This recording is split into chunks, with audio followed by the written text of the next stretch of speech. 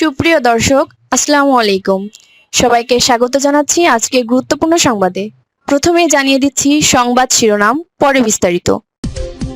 পাবনায় বিএনপির দুই পক্ষের সংঘর্ষ। এদিকে সমঝোতা হয়নি, জামায়াত ও ইসলামী আন্দোলনের ভিন্ন চিন্তা। এরপর থাকছে টানা ৮ মাস দেশের ভেতর যেভাবে পালিয়ে বেরিয়েছেন মোমেন। সর্বশেষ নীলফামারীতে নিষিদ্ধ আলীগের ৮ নেতা গ্রেফতার। শুনছিলেন সংবাদ শিরোনাম, এখন বিস্তারিত। তার আগে হৃদয় ছুঁয়ে যাওয়া একটি অনুরোধ। আজ যদি বেগম খালেদা জিয়া নামটি শুনে আপনার বুকের ভেতরটা ভারী হয়ে আসে, যদি ভোরের সেই খবর একটি দীর্ঘ অধ্যায়ের সমাপ্তি আপনাকে নীরবে কাঁদায়, যদি মনে হয় এই বিদায় শুধু একজন মানুষ নয়, একটি সময়, একটি সংগ্রাম, একটি ইতিহাস বিদায় নিল, তাহলে আজ একটু থামুন। কমেন্টে শুধু লিখুন, আল্লাহ তাকে জান্নাত নসিব করুন।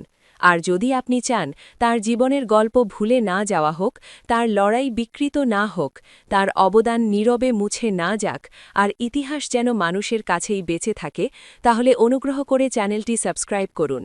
সাবস্ক্রাইব মানে কেবল একটি বাটন চাপা নয়, এটি শ্রদ্ধা জানানো, স্মৃতিকে ধরে রাখা আর সত্যকে নীরবে পাহারা দেওয়ার এক ছোট্ট অঙ্গীকার।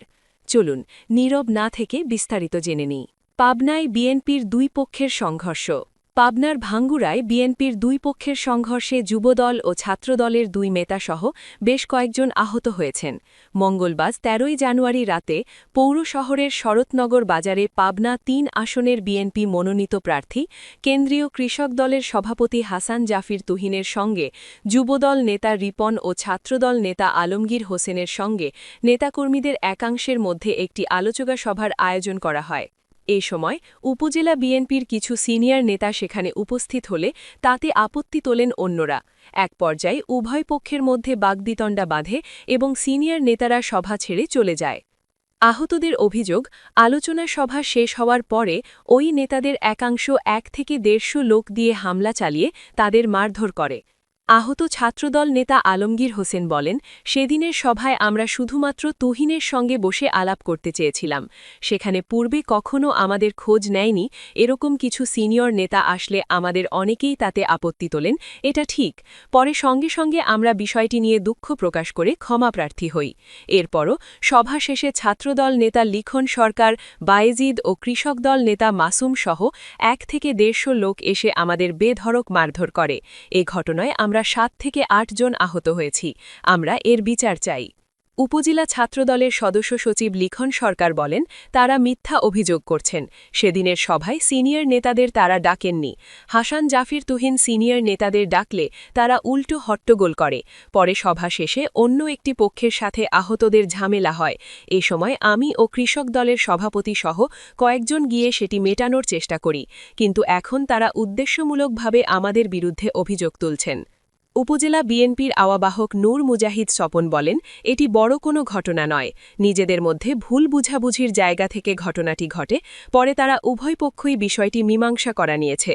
ভাঙ্গুড়া থানার ভারপ্রাপ্ত কর্মকর্তা ওসি এম মুস্তাফিজুর রহমান বলেন, ঘটনাটি শুনেছি, তবে কেউ লিখিত অভিযোগ দেননি। অভিযোগ পেলে আইনগত ব্যবস্থা নেওয়া হবে। এদিকে সমঝোতা ভাঙনের মুখে ইসলামপন্থী জোট। জামায়াত ইসলামী আন্দোলনের বৈঠক ব্যর্থ, ভিন্ন পথে হাঁটার ইঙ্গিত। ত্রয়োদশ জাতীয় সংসদ নির্বাচনকে সামনে রেখে ইসলামপন্থী রাজনীতির সবচেয়ে আলোচিত জোট জামায়াতে ইসলামী ও ইসলামী আন্দোলন বাংলাদেশের মধ্যে আসন সমঝোতা নিয়ে চূড়ান্ত ফাটল স্পষ্ট হয়ে উঠছে। দফায় দফায় বৈঠক, রাতভর আলোচনা, সংবাদ সম্মেলনের ঘোষণা, সবকিছুর পরও শেষ পর্যন্ত সমঝোতায় পৌঁছতে পারেনি দুই দল। বরং পরিস্থিতি এমন জায়গায় দাঁড়িয়েছে যেখানে দুই দলই এখন ভিন্ন চিন্তাভাবনার দিকে এগোচ্ছে বলে রাজনৈতিক সূত্রগুলো নিশ্চিত করেছে। বুধবার বিকেলে জামায়াতের পক্ষ থেকে জানানো হয়েছিল বিকেল ৪:৩০টায় আসন সমঝোতা নিয়ে আনুষ্ঠানিক ঘোষণা আসবে, কিন্তু দুপুর গড়াতেই নাটকীয় মোড়। হঠাৎ করেই সংবাদ সম্মেলন স্থগিত। অনিবার্য কারণ দেখানো হলেও ভেতরের খবর বলছে মূল সংকট তৈরি হয়েছে আসন বণ্টন ও রাজনৈতিক কর্তৃত্বের প্রশ্নে। রাজনৈতিক সূত্রগুলোর ভাষ্য, ইসলামী আন্দোলন ৫০টির বেশি আসনে প্রার্থী দিতে চায়। বিপরীতে জামায়াত সর্বশেষ আলোচনায় সর্বোচ্চ ৪৫টি আসন ছাড় দিতে রাজি হয়। বাকি কিছু আসন উন্মুক্ত রাখার প্রস্তাব দেয় জামায়াত, যেখানে সব শরিক দল প্রার্থী দিতে পারবে। কিন্তু ইসলামী আন্দোলন এতে রাজি হয়নি।